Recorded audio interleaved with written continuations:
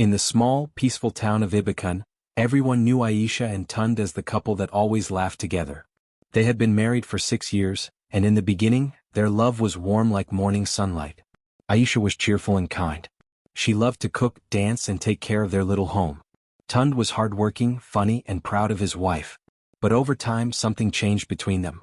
Tund had started spending more time with his friends, men who liked to joke loudly and show off. They often gathered in the evenings at Tund's house to eat and talk about business, football, and women. Aisha always served them with respect. She cooked their meals, brought drinks, and smiled politely even when the men ignored her. She believed that kindness kept a home peaceful. But one evening, something happened that broke her spirit. The house was filled with laughter and the smell of roasted meat. Aisha had made jollof rice and pepper soup for Tund and his friends. As she brought the tray to the table, one of the men joked, "Tund, your wife is feeding you too well, oh. She's even rounder than before." Everyone laughed. Aisha froze for a moment, feeling a little embarrassed, but before she could walk away, Tund joined in. He looked at her, grinning, and said, "Ah, my wife eats like a fat elephant." The laughter grew louder. His friends slapped the table, their drinks spilling. Aisha stood still, holding the tray with shaky hands. Her smile faded. She wanted to disappear, but she quietly placed the food on the table and walked away without a word. Inside, her heart hurt deeply. Those words echoed in her head again and again, "Fat elephant." She had always been proud of her body. She believed beauty came from health and confidence. But hearing it from her husband in front of others felt like being struck by lightning. She sat on the edge of the bed that night, staring at the wall. The laughter from the living room still echoed in the background. Tears rolled down her cheeks as she remembered how Tund used to call her "my queen," and now he called her a joke. She pressed her hands to her chest and whispered, "Why would he say that? What did I do wrong?" When the guests finally left, Tund came to the room. He smelled of beer and laughter. "Aisha, why are you sad?" he asked as if nothing had happened. She turned away and said softly, "What you said today, it hurt me." He waved his hand carelessly. "Oh, come on. It was just a joke. Don't take everything seriously." Aisha looked at him with red, tired eyes. "A joke?" she whispered. "You embarrassed me in front of your friends." Tund shrugged. "People laugh at everything. Stop thinking too much. You know I love you." Then he lay on the bed, already half asleep. Aisha stayed awake, staring at the ceiling. His words burned like fire in her heart. It wasn't just about being called names, it was about losing respect. That night, she decided something quietly in her heart. She wouldn't argue. She wouldn't cry again. But she would change, not to please him but to find herself again. The next morning she woke up before dawn. The air was cool and the town was still silent. She tied her wrapper, wore her slippers, and went outside. For the first time in years she walked down the road toward the small field near the stream. Birds were just waking and the air smelled fresh. She didn't know exactly what she wanted to do, she just knew she needed to breathe, to feel free, to move. She walked slowly at first, then faster. She felt her heart beating hard, her legs shaking, but she kept going.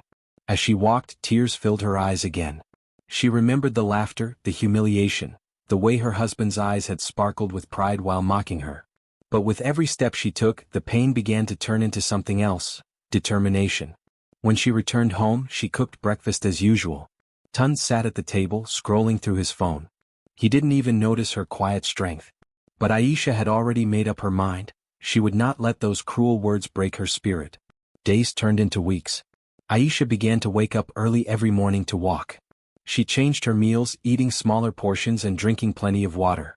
It wasn't just about losing weight, it was about finding peace. She stopped waiting for compliments from Tund. She started giving them to herself. At the market, her friend Miriam noticed the change. "Aisha, you look brighter these days. What's your secret?" she asked. Aisha smiled. "I just stopped believing ugly words. I started believing I deserve better." Miriam smiled and nodded. "That's right, my sister. Sometimes we must love ourselves before anyone else does." At home, Tund began to notice small things. How Aisha no longer waited for him to come home before eating, how she hummed songs again while cooking, how her eyes looked calm instead of sad. He thought she was just moving on from the argument. He didn't know she was slowly rising above it. One evening he invited his friends again. This time, when Aisha served them food, she was dressed neatly, her hair tied beautifully, her face glowing with quiet confidence. The men complimented her cooking and one said, "Tund, your wife looks different these days." Tund laughed awkwardly and said, "Yes, she's been walking around like one of those fitness women." Aisha didn't reply. She only smiled politely and walked away. But inside she knew something had shifted. That night, when she looked at herself in the mirror, she whispered softly, "You're not a fat elephant. You are strong. You are kind. You are enough." And for the first time in a long while, she slept peacefully. The next morning she went for her usual walk. As she moved, she felt lighter, not just in her body but in her heart. The town of Ibukun slowly came alive behind her, but Aisha didn't look back. She had begun a new chapter of her life, one that no insult could stop.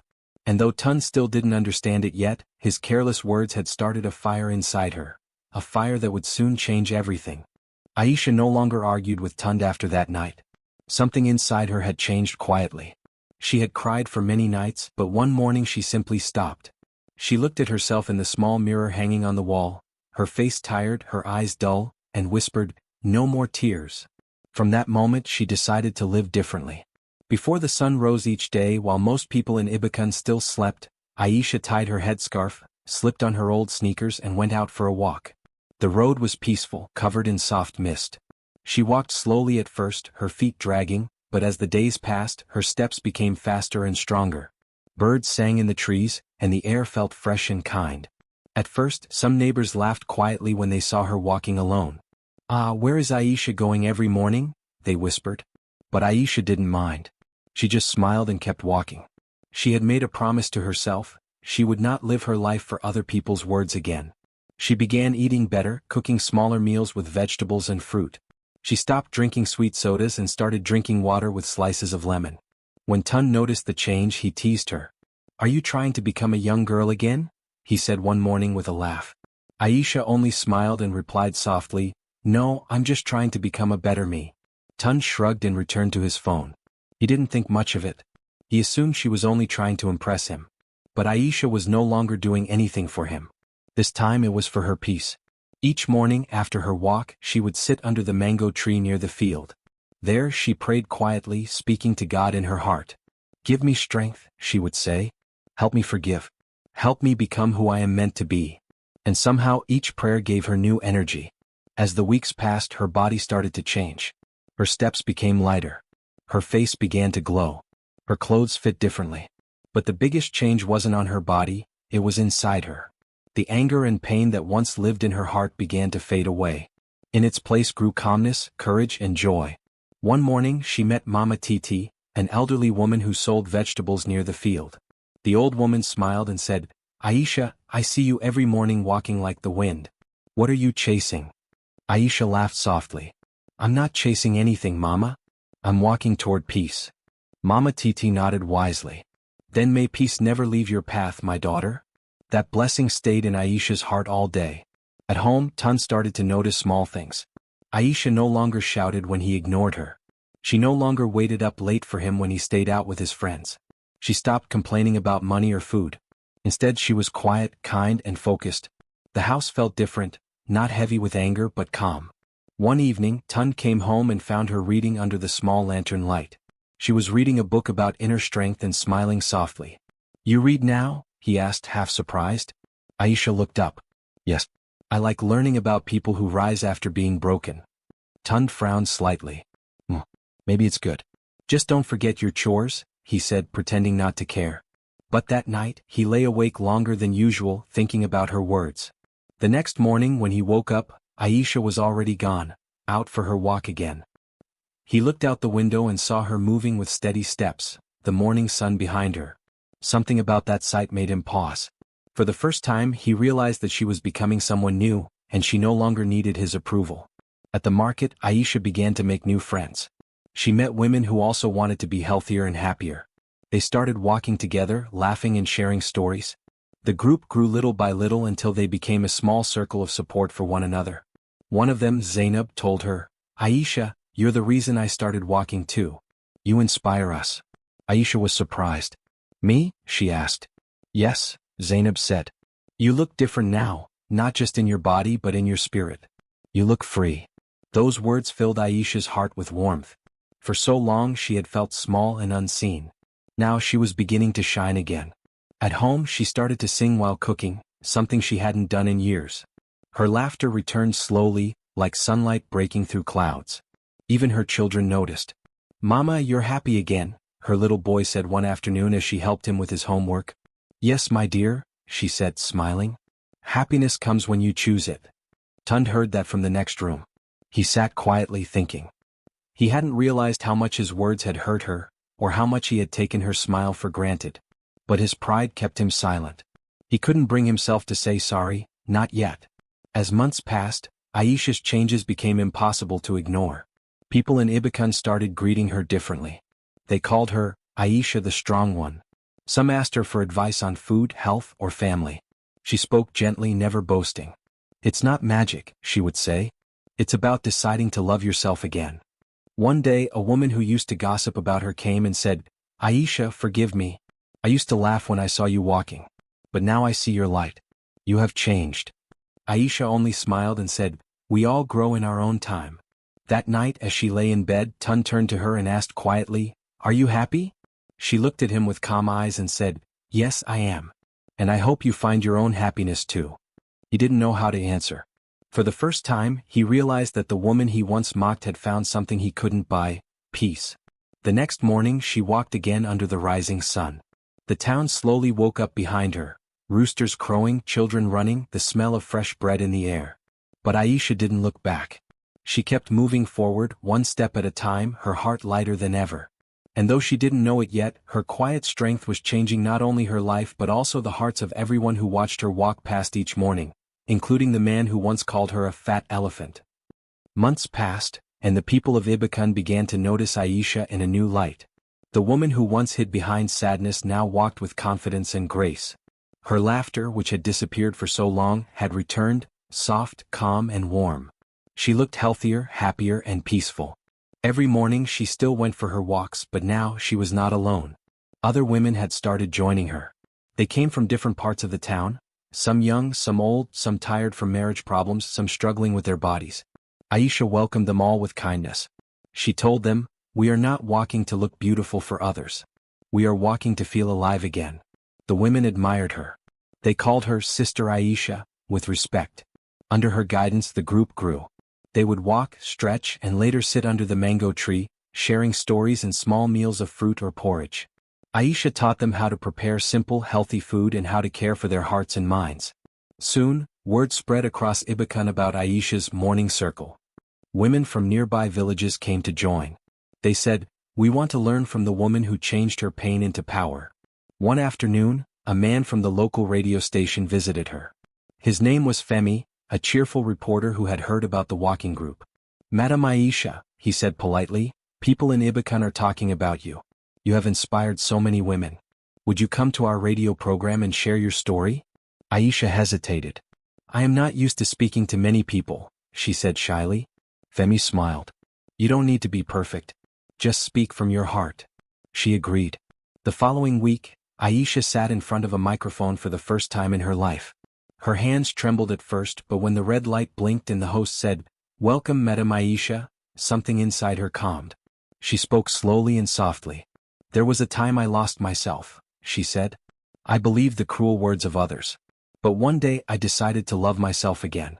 I learned that peace begins when you stop waiting for someone to value you, and start valuing yourself." Her voice was gentle but powerful. Every listener could feel the truth in her words. She talked about forgiveness, about patience, and about how pain can become strength if one refuses to give up. Across town, many people listened: women, men, young people, elders. Some cried quietly, touched by her story. And in one small living room, Tun sat still, his radio beside him. As Aisha's voice filled the room, his heart grew heavy. He couldn't move. He remembered the day he mocked her in front of his friends. Her face, her silence, the way she had looked down to hide her tears. He thought she would never recover from that moment, but now here she was, stronger than ever, loved by everyone, admired by the same people who once pitied her. He turned off the radio halfway through because his chest ached. Regret sat deep in his heart like a stone. He whispered to himself, "What have I done?" For days he couldn't sleep well. He would watch her quietly in the evenings as she organized her group's activities. She now spoke with confidence, laughed freely, and carried herself with grace. The house felt brighter because of her. Sometimes, his friends who once laughed with him came by and said, Tund, your wife is famous now. She's even on the radio. They laughed, but Tund didn't join in. Their words didn't feel funny anymore. He forced a smile, but deep down, shame burned in him. A few days later, he went to the market to buy food. Everywhere he went, people greeted him kindly but with a hint of amusement. "Ah, Mr. Aisha," some joked. "Your wife is making Ibukun proud." He smiled awkwardly, knowing they all respected her more than him now. Meanwhile, Aisha continued her good work. She helped women with meal plans, encouraged them to love their bodies, and guided them through their emotional struggles. Her story spread far beyond the town. Schools invited her to speak to girls, and mothers came to thank her for inspiring their daughters. One day, while she was leading her walking group, a young woman named Kemi stopped and said, "Sister Aisha, I used to hate my body because people called me names. But after hearing your story on the radio, I decided to stop crying. I started walking just like you said. Now I feel strong again. You changed my life." Aisha smiled gently and placed her hand on Kemi's shoulder. "You changed your own life, my dear. I only reminded you that you could." When she returned home that evening, she found Tund sitting in the living room. He looked tired, his eyes full of guilt. For a moment he wanted to speak, but the words wouldn't come. Aisha just greeted him kindly and went to prepare dinner. She no longer carried bitterness toward him. She had already let go. Later that night, he stood by the door and said softly, "Aisha." She turned to him. He looked down and said, "I heard your voice on the radio. You spoke so well. I didn't know you had that kind of strength." Aisha nodded gently. "Sometimes strength grows in silence, Tund." He wanted to say sorry, but the words stuck in his throat. She didn't wait for it. She simply smiled and said, "Good night." As she walked away, he felt a deep emptiness. The woman he had once mocked now stood far above his pride. The next morning, when the sun rose, Aisha led her group again. Her laughter echoed through the field, bright and full of life. The women around her clapped and sang songs of joy as they walked. From a distance, some men stopped to watch. One of them said, "That's Tund's wife. She's doing great things now." Tund heard those words later that day and felt both proud and ashamed. He realized how cruelly he had treated her and how blind he had been to her worth. That night, as Aisha slept peacefully, he sat alone in the living room. He stared at the wall and whispered, "She is no elephant, she is stronger than I ever was." The next morning he quietly joined her group at the field. He didn't say a word, just walked behind them. Aisha noticed but said nothing. She simply smiled to herself. For the first time, Tund began to understand the power of humility and the depth of a woman's quiet strength. The morning of the community event was bright and full of excitement. The town hall in Ibukun had never been so busy. Women, men, and children filled the seats, eager to see the woman whose story had inspired so many. Colorful clothes moved through the crowd, and the air smelled of roasted corn and joy. Aisha stood behind the curtain, her hands gently folded. She wore a long blue gown that shimmered softly under the light. She wasn't nervous anymore. She had spoken at schools, on the radio, and even to government workers. But this event felt different. This was her town, her people, and the place where everything had once broken her. Behind her, the event coordinator, a young man named Deli, smiled. "Madam Aisha, you are next," he said warmly. She nodded and whispered a short prayer, "God, let my story help someone today." When her name was called, the audience stood and clapped loudly. She walked to the stage slowly but confidently, her chin raised, her eyes calm. The lights hit her face, and for a moment she paused, not because she was scared but because she saw someone at the back of the hall. It was Tund. He sat quietly in the last row, his hands clasped together, his face heavy with guilt. He looked older, thinner, and tired. Their eyes met for just a second before Aisha looked away and began to speak. "Good afternoon, my people," she said, her voice steady and gentle. The microphone carried her words across the room. "Thank you for welcoming me. Today I want to speak about something close to my heart. Strength. True strength." The hall became silent. Even the children stopped whispering. "There was a time," Aisha continued, "when I thought strength meant shouting or fighting back. But I learned that real strength is quiet. It is waking up after being broken and choosing not to stay down." Her words floated like soft rain. Some people nodded slowly. Others wiped their eyes. She smiled faintly and went on, "Pain can be the seed of strength. Sometimes when life pushes you to the ground, it is not to destroy you, it is to make you grow roots. I was pushed down once. I was called names that made me feel small, like I was not enough. But now I see that pain shaped me into who I am. The crowd clapped loudly. Some women shouted yes, in agreement. At the back of the hall, Tund felt his chest tighten. Every word hit him like a mirror showing his mistakes. He remembered that night clearly, how he had laughed in front of his friends, how he had seen Aisha's face fall, and how he had chosen pride over kindness. He looked at her now, standing tall, respected, admired by all, and realized that the same woman he had mocked had turned her pain into power. The same voice he had silenced now filled the hall with wisdom. On the stage, Aisha continued, her tone gentle but strong. We often think our value depends on what others say about us. But that is not true. If someone cannot see your worth, that does not mean you are worthless. It means they are blind. The audience laughed softly and clapped again. She turned her eyes to the crowd and said, to every woman here, never allow anyone's words to define you. Stand tall even when they call you names. Stand tall even when they laugh. You are more than what they see. As she spoke, a small girl in the front row looked at her with wide eyes. Aisha smiled at the child, remembering her younger self, shy, quiet, afraid to speak. Her voice softened as she said, forgiveness is also strength. To forgive is not to forget. It is to free yourself from the chains of anger. The person who hurt you may never say sorry, but you can still move forward. The hall fell silent again, the only sound being the soft hum of the ceiling fan. At that moment, Tund lowered his head. His hands trembled. The shame he carried was heavy, but it was mixed with awe. He thought, this woman, my wife, she is stronger than I ever was. When the speech ended, the crowd rose in thunderous applause. Some shouted her name, others wiped away tears. The women from her walking group rushed forward, hugging her, taking pictures and singing songs of joy. But in the middle of all that noise, Aisha's eyes drifted again to the back of the hall. Tund was still there, sitting quietly. He didn't clap or stand. He just stared at her with eyes full of regret. For a moment, their eyes met again. Aisha didn't look away this time. She smiled, not a proud smile but a forgiving one. It was gentle, the kind that said, I have made peace with the past. Tund's throat felt dry. He wanted to walk up to her, but his legs refused to move. He wanted to say he was sorry, but he didn't know if words could fix what he had broken. A woman beside him nudged his arm and whispered, you must be so proud. Your wife has become a blessing to this town. He forced a small nod and said quietly, yes, she truly has. His voice cracked a little and he looked away. As people began to leave, Aisha was surrounded by many who wanted to greet her. She shook hands, smiled and thanked them all politely. Then she stepped outside for a breath of fresh air. The evening breeze was cool, and the sunset painted the sky with gold. Behind her, Tund slowly walked out of the hall. His steps were slow, his heart heavy. He stopped a few feet away from her and stood in silence. Aisha turned slightly but said nothing. After a long pause, he whispered, you spoke beautifully. She looked at him, her eyes calm. Thank you, Tund. He began, his voice trembling. I don't deserve your kindness. I hurt you so much, and yet you stand here, smiling. Aisha took a deep breath and said softly, what is gone is gone.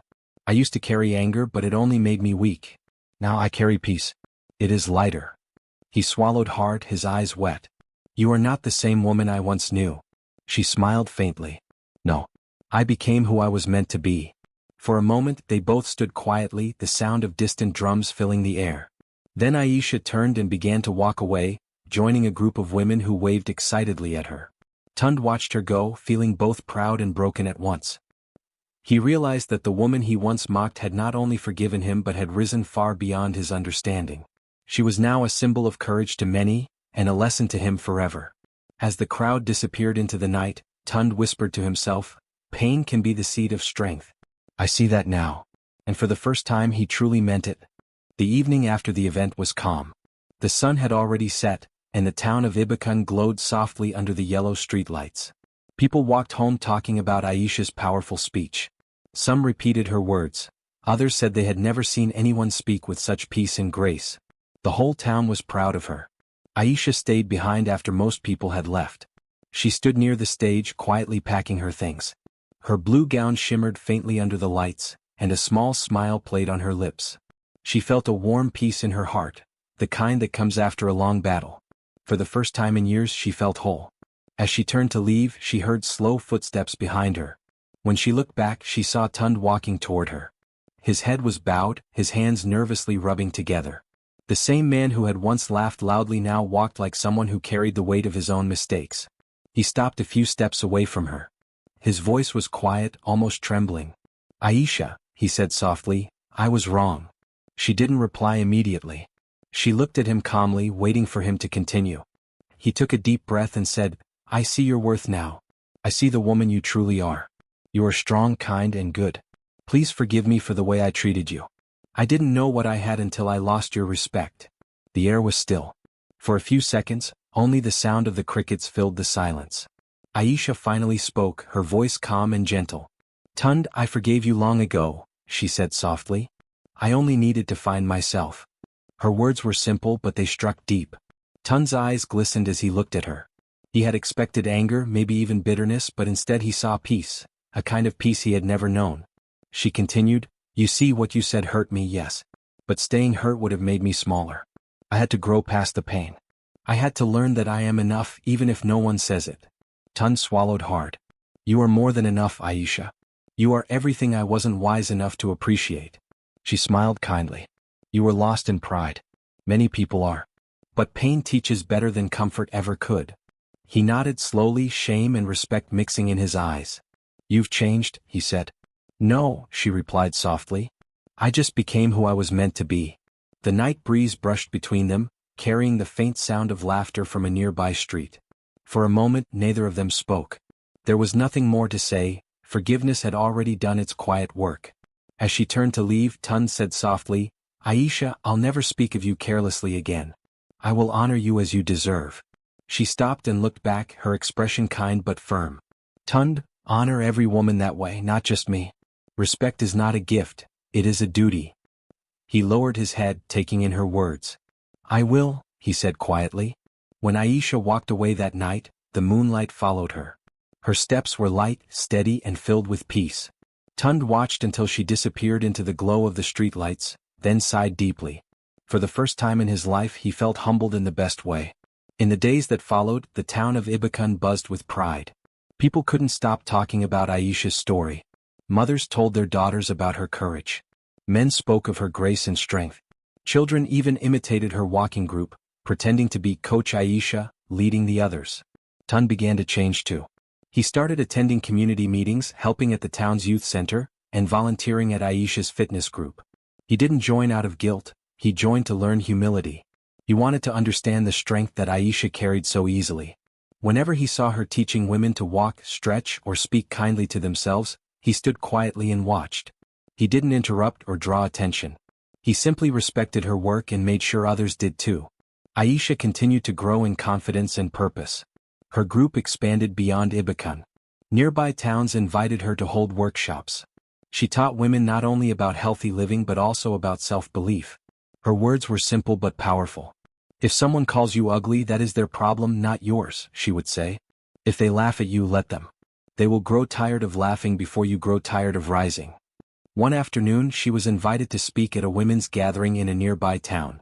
Tund went with her quietly, carrying her bags and setting up chairs. When people asked who he was, he smiled and said, "I'm her helper." Aisha would just laugh softly. She didn't need to explain anything. The truth was already visible, in her peace, in his respect, and in the way the town had changed. Over time, Aisha's work began to touch more lives. Many women who once hid in shame came forward, sharing their stories of finding courage again. Some said Aisha saved their marriages. Others said she saved their hearts. One woman, an older lady named Mama Leo, once told her, "My daughter, you have become the mirror that shows women their true beauty. May your light never go out." Aisha smiled and hugged her gently. "Thank you, Mama. I only want women to know they matter." Back home, her walking group had grown so big that the local school allowed them to use its field every morning. They called themselves the Ibukun Sisters. The laughter, songs, and energy of those mornings filled the town with hope. Even men began to join sometimes, saying they wanted to learn from Aisha's spirit. Tund would watch from a distance, smiling quietly. He was proud of her, not because of fame or praise, but because she had become the kind of person who lifted others without ever looking down on anyone. One evening, while sitting on their porch, he turned to her and said softly, "You taught me something, Aisha." She looked up from her cup of tea. "What is that?" He said, "I used to think beauty was what people could see. But I've learned that beauty is peace, the kind you carry inside." You have that peace. Aisha looked at him for a long moment and then smiled. We all can have it, Tund.